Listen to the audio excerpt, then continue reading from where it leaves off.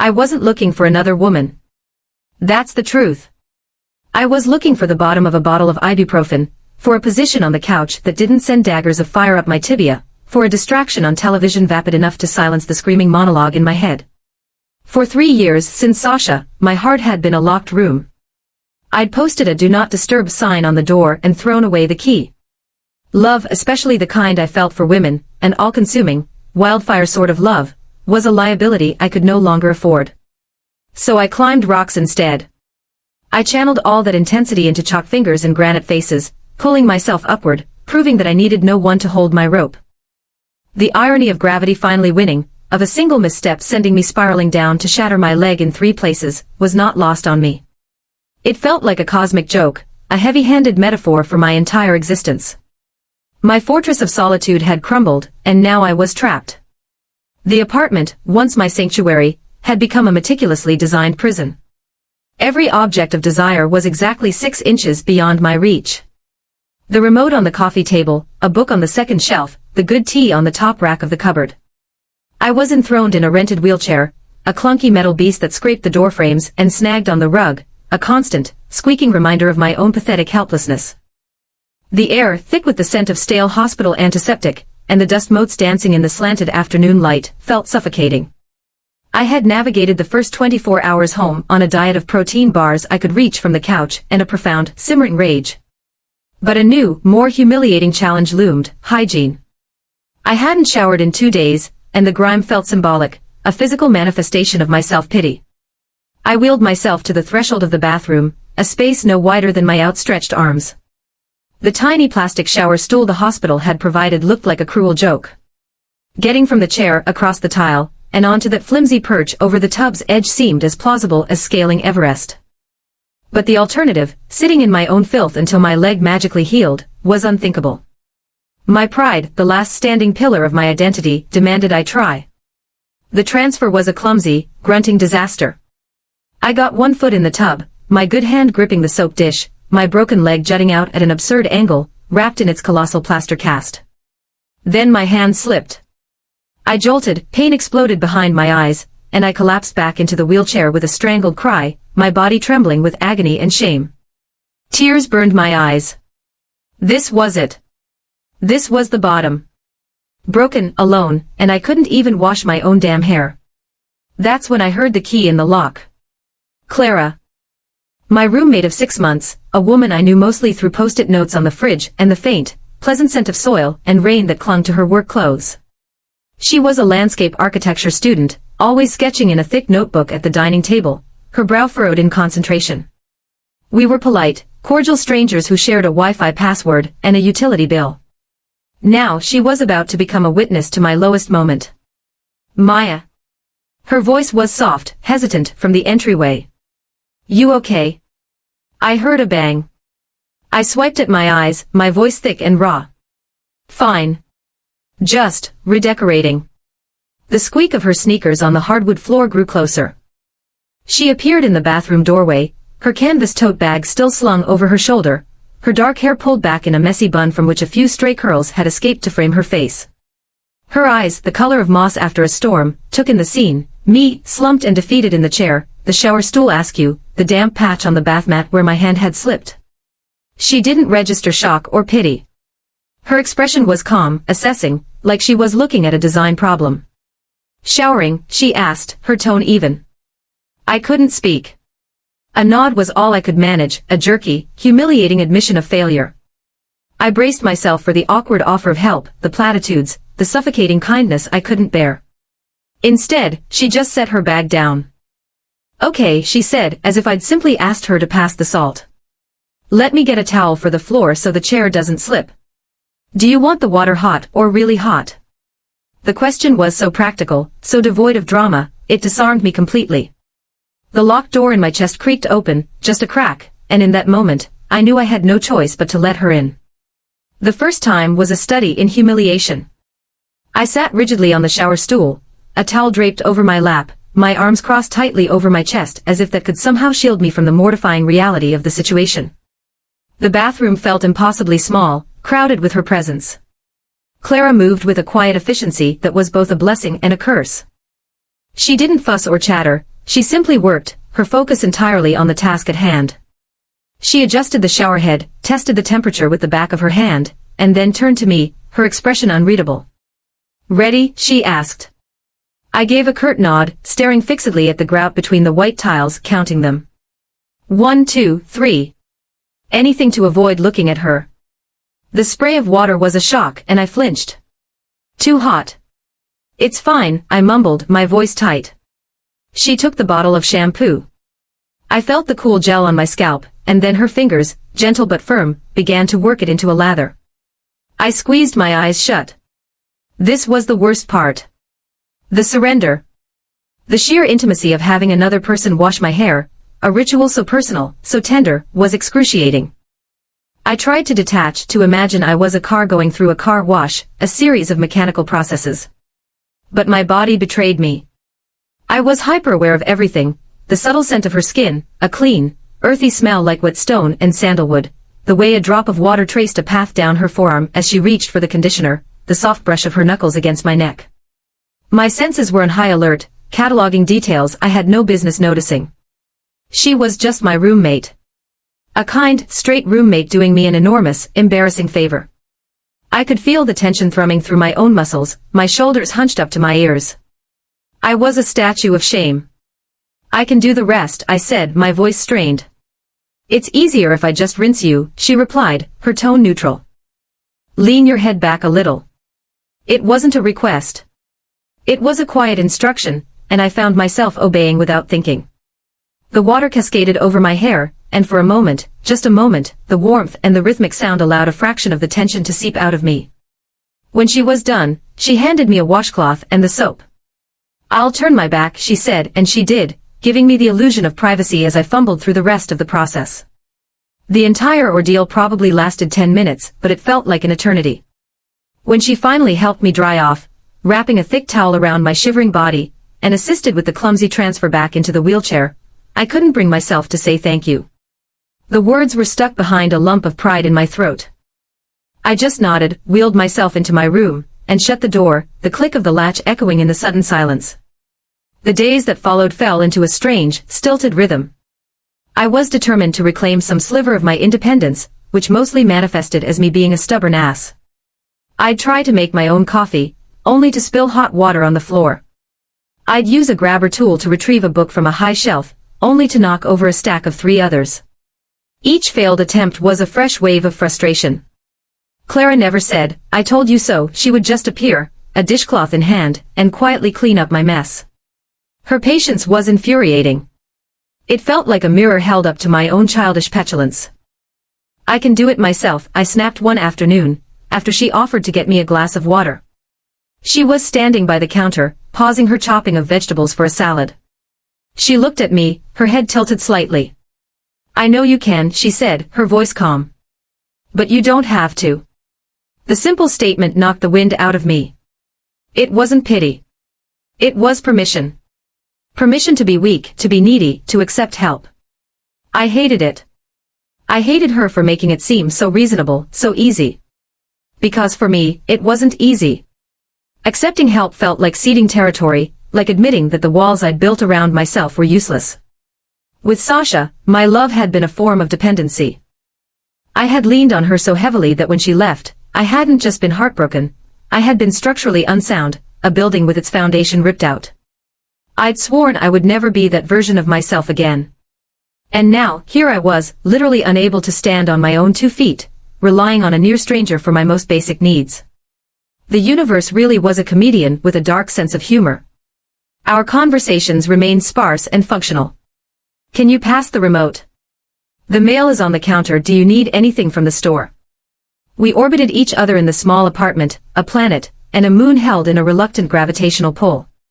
Yet, in the silence, I found myself watching her. I was a captive audience, and she was the only show in town. I learned the specific way she tucked a stray curl behind her ear when she was reading, her lips moving slightly with the words. I learned the sound of her pen scratching across the thick paper of her sketchbook, a rhythmic, soothing sound that often lulled me into a doze on the couch. I noticed the tiny scar above her left eyebrow, a faint white line against her olive skin. I wondered where it came from. I wondered a lot of things. But I never asked.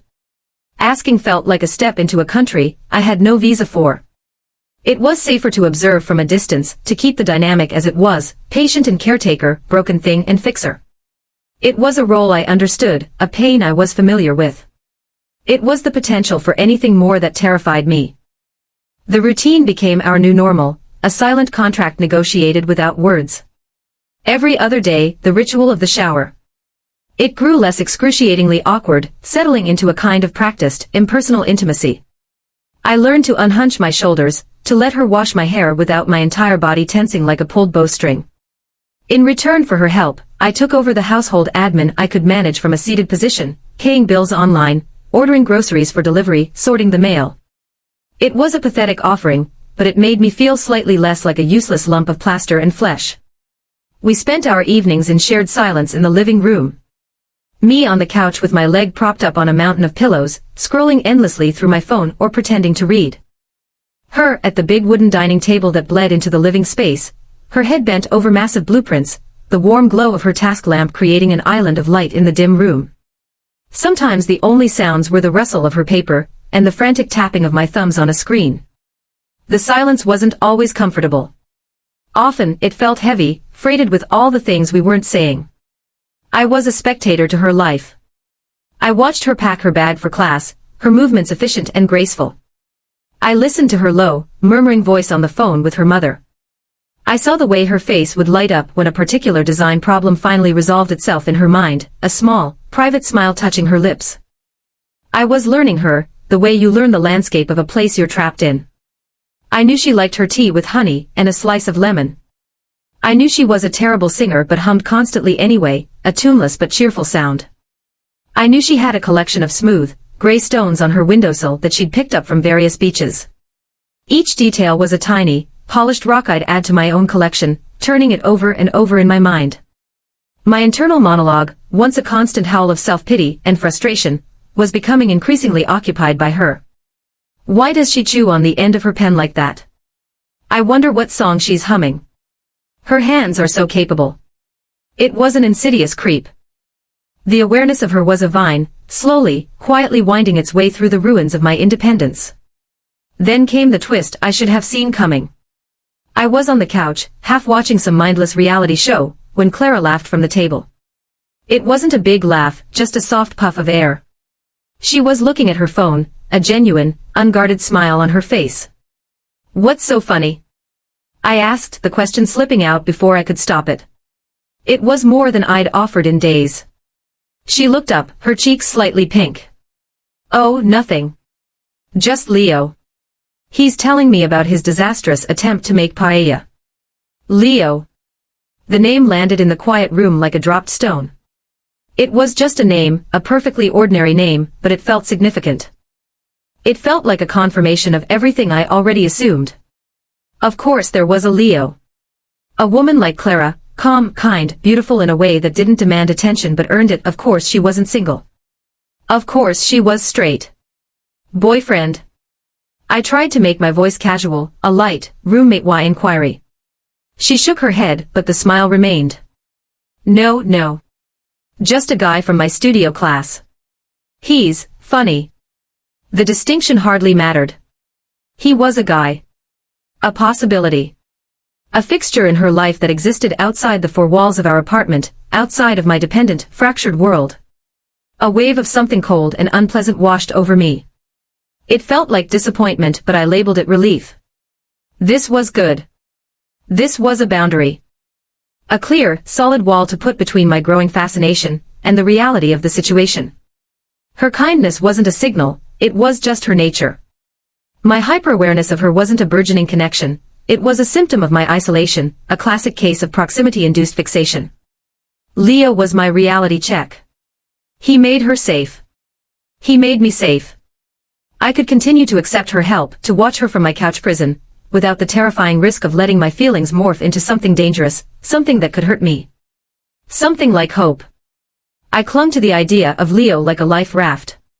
He was the reason this weird, intimate arrangement between us could never be anything more, and for that, I was pathetically grateful. One night, the pain was a living thing. It wasn't the sharp, clean pain of the initial break, but a deep, throbbing, relentless ache that radiated from my bone marrow outward. The medication barely touched it. Sleep was impossible. Every position was wrong, every shift of the blankets an agony. After hours of staring at the shifting shadows on my ceiling, I gave up. I slowly, painstakingly maneuvered myself into the wheelchair and rolled into the dark, silent living room. The city outside was a muted orange glow against the clouds, the world asleep. I felt profoundly alone, an island of misery in a sea of peaceful unconsciousness. I parked myself in front of the large window, looking down at the empty street, and for the first time since the accident, I let the tears come. Not angry, frustrated tears, but the quiet, desolate tears of pure exhaustion. I was just so tired. Tired of the pain, tired of the chair, tired of being a burden, tired of the relentless battle against my own body and mind. A floorboard creaked behind me. I quickly scrubbed at my face with the heels of my hands, but it was too late. Maya. Clara's voice was thick with sleep. A sliver of light appeared as she opened her bedroom door. She stood there silhouetted, just a figure in a big t-shirt and shorts. Can't sleep. Legs acting up, I mumbled, keeping my face turned toward the window. She didn't turn on the main light. Instead, she padded into the kitchen and flicked on the small lamp over the stove, casting a soft, golden light into the room. It was a thoughtful gesture, saving me from the harsh glare of the overheads. I heard the click of the kettle, the clink of a mug. She came back a few minutes later with 2 steaming cups. She handed one to me, her fingers brushing mine. Chamomile. My mom swears by this for everything, she said softly, pulling one of the dining chairs over to sit near me by the window. We sat in silence for a long time, sipping our tea, the quiet hum of the refrigerator the only sound. The warmth of the mug in my hands was a small comfort, a tiny anchor in the churning sea of my discomfort. The darkness and the late hour seemed to lower our defenses, creating a pocket of vulnerability in the night. You know, I said, my voice barely a whisper, the worst part isn't the pain. She waited, giving me the space to continue. It's this, I gestured vaguely with my mug, encompassing the wheelchair, my cast, the whole pathetic situation. It's the weakness. The not being able to do anything. I hate it. I hate feeling like this. Like you're not in control, she finished for me, her voice understanding. I nodded, a lump forming in my throat. I was in a relationship once, a while ago. I let myself become too dependent on her. I lost myself in it. When it ended, I felt like I didn't know how to function on my own. I promised myself I would never, ever be that weak again. I didn't say Sasha's name. It felt like a curse word, something too powerful to speak aloud in this quiet, fragile space. And now look at me. It's like the universe is laughing at me. The confession hung in the air between us, raw and exposed. I had shared a piece of my brokenness, a piece I kept hidden from everyone. I expected a platitude and it'll get better, or an awkward silence. Clara just looked at her mug, swirling the pale liquid inside. I don't think the universe is that clever, she said, her voice gentle. I think sometimes things just break. And needing help to mend them isn't a weakness. It's just logistics. She finally looked at me, her moss green eyes serious in the dim light. You're the strongest person I know, Maya. Even sitting in that chair. Her words hit me with the force of a physical blow. No one had called me strong in years. Sasha had called me needy, dramatic, too much. My family treated me like I was fragile, a piece of glass that might shatter with a harsh word. But Clara, who had seen me at my absolute weakest and most pathetic, called me strong. The sincerity in her voice was undeniable. It bypassed all my defenses and landed somewhere deep inside, in the locked room of my heart, where it began to quietly, insistently, pick the lock. The tears started again, but this time they weren't for the pain in my leg. They were for the unexpected, terrifying relief of being seen. That late-night confession shifted something fundamental between us. The air in the apartment felt different, lighter. My vulnerability had been met not with pity or discomfort, but with a quiet, sturdy acceptance, and in return, Clara began to share small pieces of herself, too. One evening, while she was sketching, she told me about growing up in a small town in Oregon, and how she'd always felt like she was looking at the world through the wrong end of a telescope until she discovered landscape design. It was the first time I felt like I could shape the world instead of just being pushed around by it, she'd said, a sentiment that resonated so deeply with my own rock-climbing obsession that it left me speechless. Another time, while she was helping me transfer from the couch to my wheelchair, she told me about her father's long illness when she was in high school. She spoke of the endless hospital visits, the complicated medication schedules, the quiet weight of responsibility. "I got really good at taking care of things," she said, with a sad little smile. "Sometimes I think I'm better at taking care of other people than I am of myself." It was a casual comment, but it recontextualized everything. Her patience with me, her effortless competence, it wasn't just innate kindness.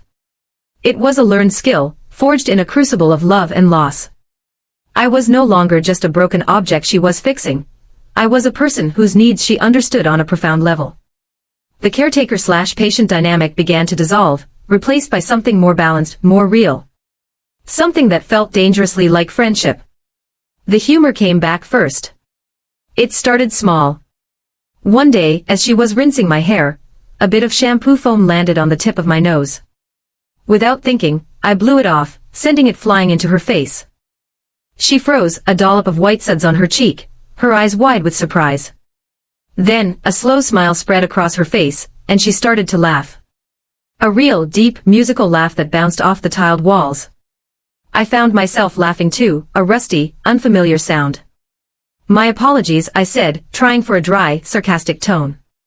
"The spa service has been excellent, but the complimentary foam facial was a bit unexpected." She flicked a bit of water at me. "It's a new avant-garde treatment. Very exclusive." After that, the tension that had been our constant companion began to ease, replaced by a comfortable rapport. We started talking more about everything and nothing. Movies, books, her frustrating professor, my sarcastic commentary on the people who lived across the street. The silent evenings were now filled with conversation and laughter. One night, while we were watching a movie, I fell asleep, and when I woke up, my head was resting on a pillow that was suspiciously close to her shoulder, and a blanket had been tucked around me. I didn't move. I just lay there, breathing in her faint sandalwood scent, feeling a sense of peace that had been absent for years. The shift culminated in a moment that was both tiny and seismic. I was in bed, trying to adjust the unwieldy pile of pillows that propped up my leg.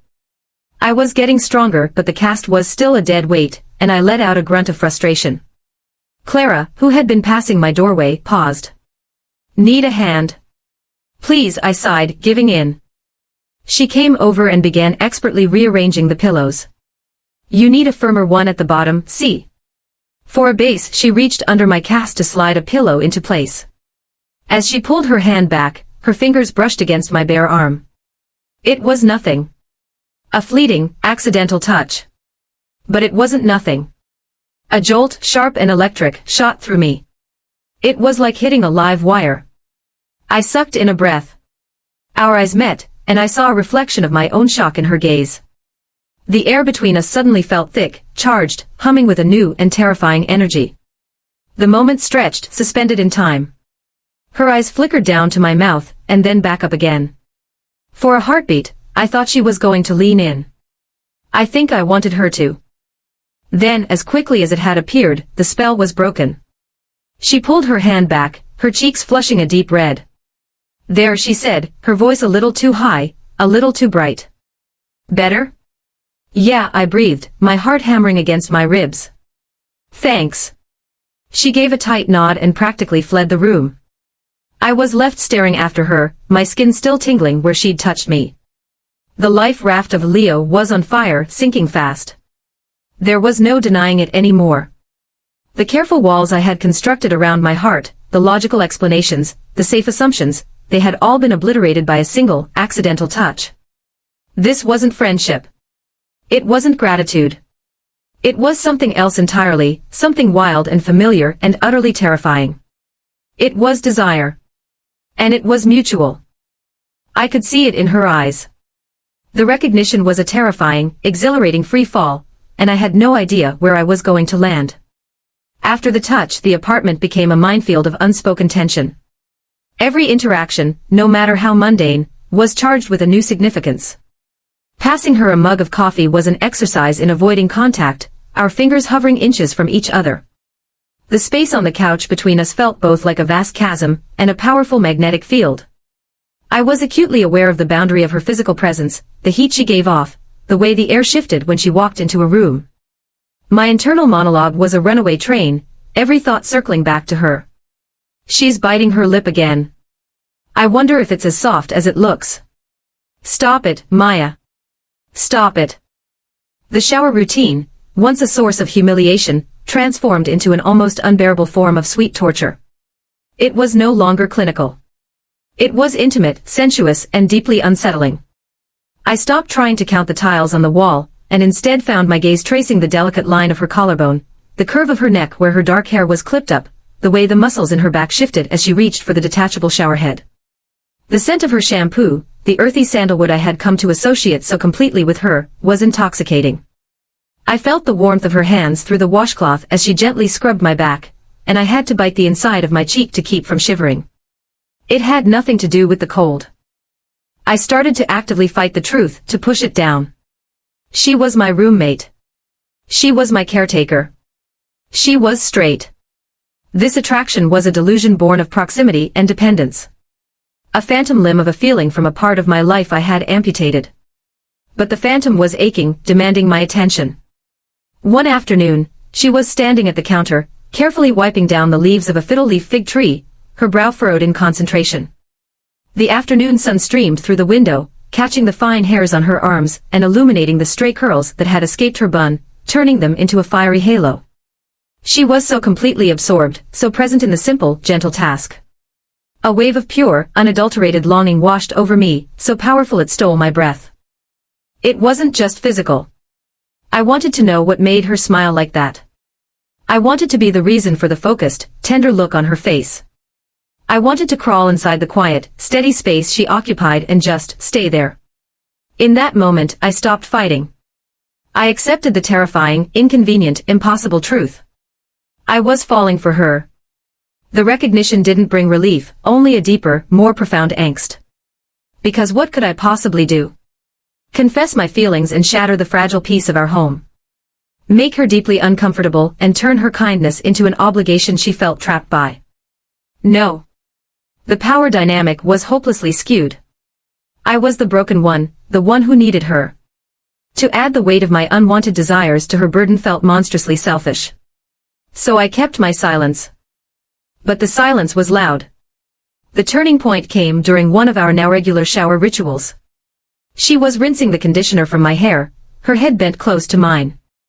I tilted my head back, and a few drops of water from her wet hair fell onto my cheek. She paused, her hand hovering in the air. "Sorry," she murmured. She reached out with her thumb to wipe the droplet away. Her touch was feather-light, but it seared my skin. I didn't flinch. I didn't pull away. I just looked at her. My eyes met hers, and the world fell away. The sound of the water, the steam filling the air, the cold tile beneath the stool, it all disappeared. There was only the few inches of space between our faces and her eyes. Her green eyes, wide and searching, a question hanging in them that mirrored the one screaming in my own soul. Her gaze dropped to my lips and my breath hitched. The air was thick, heavy, electric. This was it. The precipice. The moment before the fall.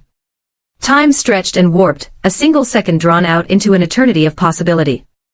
I could see the conflict in her face, the hesitation, the want. It was all there. Then, a shudder went through her, a tiny, almost imperceptible tremor, and she pulled back. She cleared her throat, breaking the spell, and the world rushed back in with a deafening roar.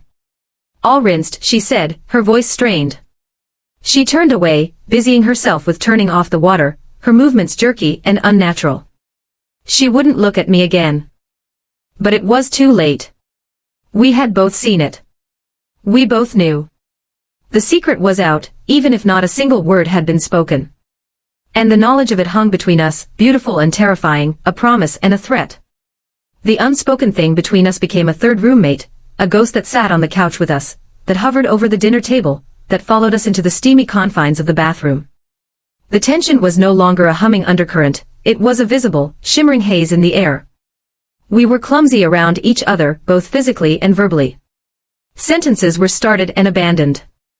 We'd reach for the same salt shaker and recoil as if burned. The easy camaraderie we had built was gone, replaced by a painful, heightened awareness.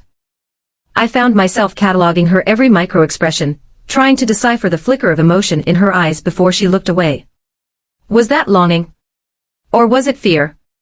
Or worse, was it pity? My leg was healing. I was graduating from the wheelchair to crutches, a transition that should have been triumphant but felt bittersweet. Each step toward independence was a step away from the enforced intimacy that had defined our lives for the past several weeks. I was gaining my freedom, but losing my excuse to be near her. The thought was a cold knot of dread in my stomach. I was becoming the person I swore I would never be again, the woman who defined her world by another woman's orbit. One evening, I was propped on the couch, practicing the tedious physical therapy exercises my doctor had prescribed, when my phone rang. It was my older sister, Chloe. I loved her, but her love often felt like a blunt instrument, all sharp edges and heavy blows. "Hey," I answered, trying to sound more cheerful than I felt. "Just checking in," she said, her voice brisk. "How's the leg? Are you still letting that poor roommate of yours play nursemaid?" "Clara's been great," I said, my voice tight.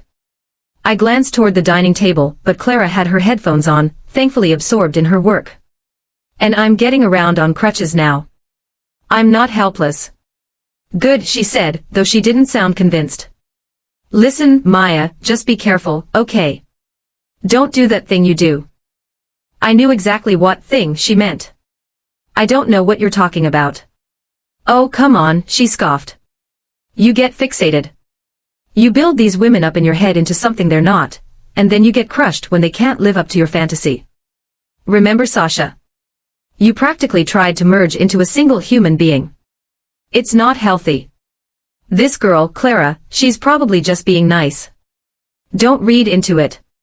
She's not your savior." Every word was a perfectly aimed dart, striking a fresh, tender wound.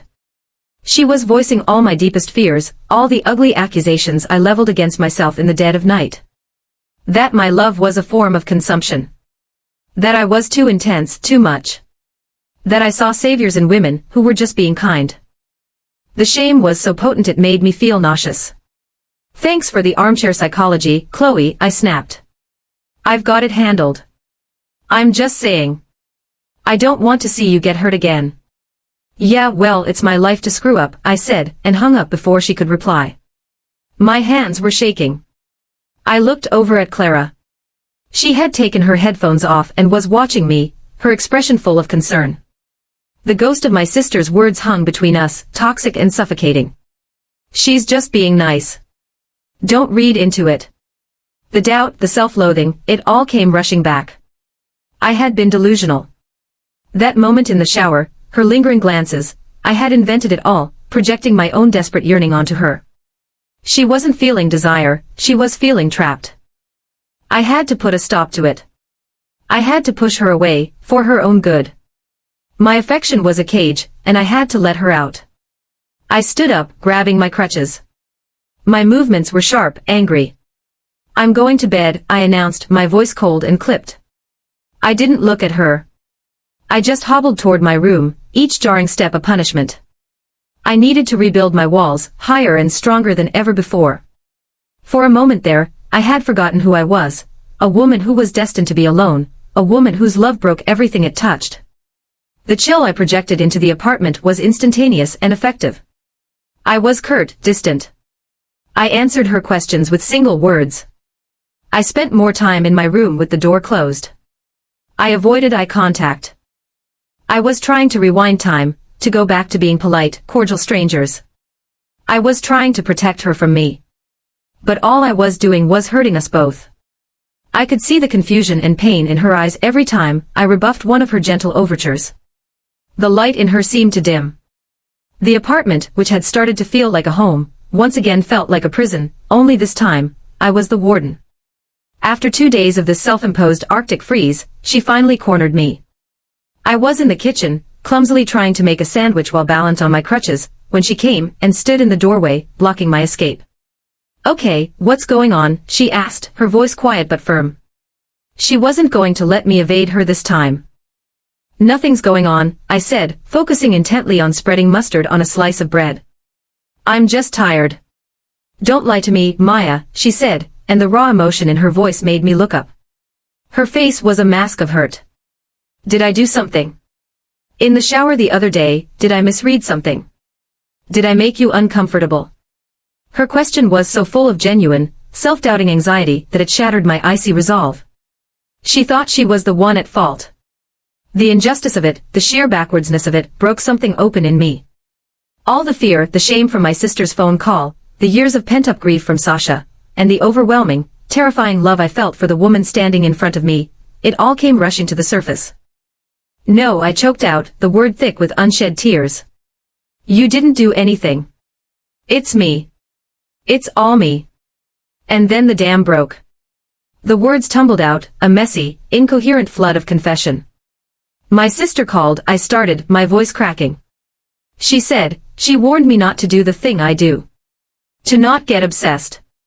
With Sasha, my ex, I suffocated her. I loved her so much I erased myself, and I think I tried to erase her too. And when she left, she told me I was too much. That my love was like drowning. And I see it happening again. With you. I finally looked at her, tears streaming down my face. I am so completely, terrifyingly in love with you, Clara. And it's not fair to you. You've been so kind, and I've twisted it into something else in my head because I'm broken and lonely, and I'm going to ruin you, too. So I tried to push you away. To protect you. I finished, breathless and shaking, convinced this was the end. I had laid all my ugly, broken pieces at her feet. I expected her to be horrified, to back away slowly, to finally see the monster I was. She didn't move. She just stood there, listening, her expression softening from hurt to a profound, aching tenderness. When I was finally silent, sniffling pathetically, she slowly walked toward me, stopping just inches away. She gently took the butter knife from my trembling hand and set it on the counter. Maya, she said, her voice a low, steady whisper. She reached up and cupped my face, her thumb wiping away a tear. Her touch was electric. You haven't twisted anything. And you are not too much. You are exactly the right amount. My breath hitched. I've been waiting, she continued, her eyes searching mine. I've been waiting for you to see me. Really see me. Not as your caretaker. Not as your straight roommate, she let out a small, wry laugh. For the record, Leo is gay and has a crush on our professor. He was just a convenient excuse for both of us, I think. My mind reeled. But I thought. You thought I was just being nice, she finished, her lips curling into a small, sad smile. Maybe it started that way. But then I saw you. Not the girl with the broken leg, but the fierce, sarcastic, brilliant woman who was hiding behind so much pain. And I fell in love with you, too. She leaned in, her forehead resting against mine. Your love doesn't feel like drowning, Maya. It feels like coming home. And then she kissed me. It wasn't a tentative, questioning kiss. It was a kiss of certainty, of release. It was weeks of pent-up longing, of unspoken conversations, of stolen glances and silent yearning, all pouring out at once. It was desperate and hungry and honest. I dropped my crutches, and they clattered to the floor as I wrapped my arms around her neck, holding on like she was the only solid thing in a spinning universe. She was. The kiss was messy with tears and relief, a raw and perfect collision. It wasn't an ending. It was a beginning. A cascade of emotion and sensation that moved from the kitchen to my bedroom, where every wall I had ever built came crashing down for good. The next morning, I woke to the feeling of sunlight on my face and the solid, comforting weight of Clara's arm draped over my waist. For the first time in weeks, the first thing I noticed wasn't the dull ache in my leg, but the steady rhythm of her breathing against my back. The air in the room felt clean, new. The ghost was gone. I lay there for a long time, just absorbing the quiet reality of it, the simple, profound peace of not being alone. She stirred behind me, her arm tightening around me. Morning, she mumbled into my hair, her voice thick with sleep. Morning, I whispered back, a smile spreading across my face, unbidden and effortless. We lay in a comfortable silence for a while, the kind that doesn't need to be filled. Then, a familiar shadow crept into the corner of my mind. Clara? I said, turning carefully to face her. We need to talk about this. About the dynamic. She propped herself up on one elbow, her dark hair a beautiful mess around her face. Her expression was open, patient. Okay. I was your patient, I said, the words tasting awkward. You were taking care of me. I was completely dependent on you. I don't want you to feel, I don't know, obligated. Or like I took advantage of your kindness. The old insecurities were still there, buzzing just beneath the surface. She reached out and tucked a piece of hair behind my ear, her touch gentle and reassuring. Maya, look at me, I met her gaze. I wasn't taking care of a patient. I was taking care of the woman I was falling in love with. The circumstances were complicated. But my feelings aren't. I chose to be there. I chose to help you. Every single time. It was never an obligation. Her sincerity was a balm on my frayed nerves. The only thing I felt obligated to do was wait until you were ready to see it too. Tears pricked my eyes again, but this time they were tears of gratitude. So what now? Now, she said, a slow, beautiful smile spreading across her face, we figure it out. Together she leaned in and kissed me softly. And we make a plan. A concrete one. When you get that cast off, you are taking me on a proper first date. Somewhere you choose.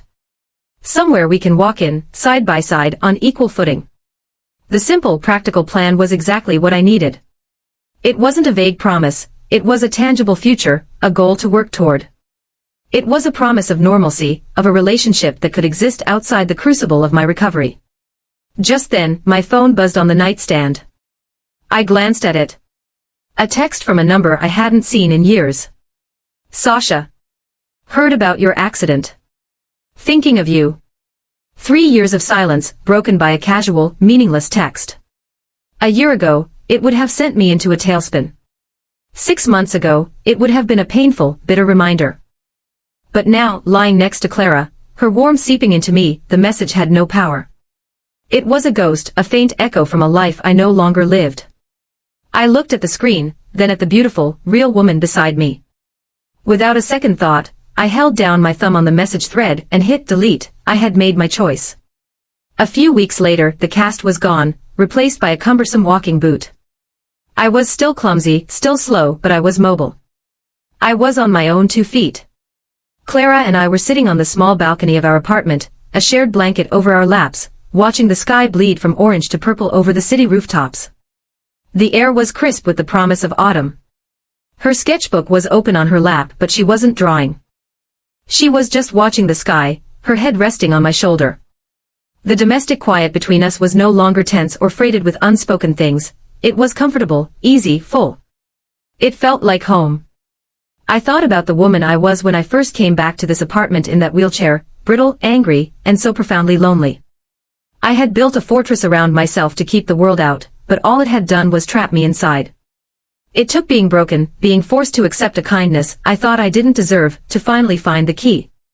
Clara hadn't saved me. She had just stood patiently outside the locked door until I was brave enough to open it myself. I looked over at her, at the soft curve of her smile illuminated by the dying light, and I felt a quiet, steady hope settle deep in my bones. The path ahead wasn't guaranteed to be easy, but for the first time in a very long time, I knew I wouldn't be walking it alone. Have you ever had to let go of a painful past to make room for an unexpected future? If this story resonated with you, please give it a like, subscribe for more, and share your thoughts in the comments below.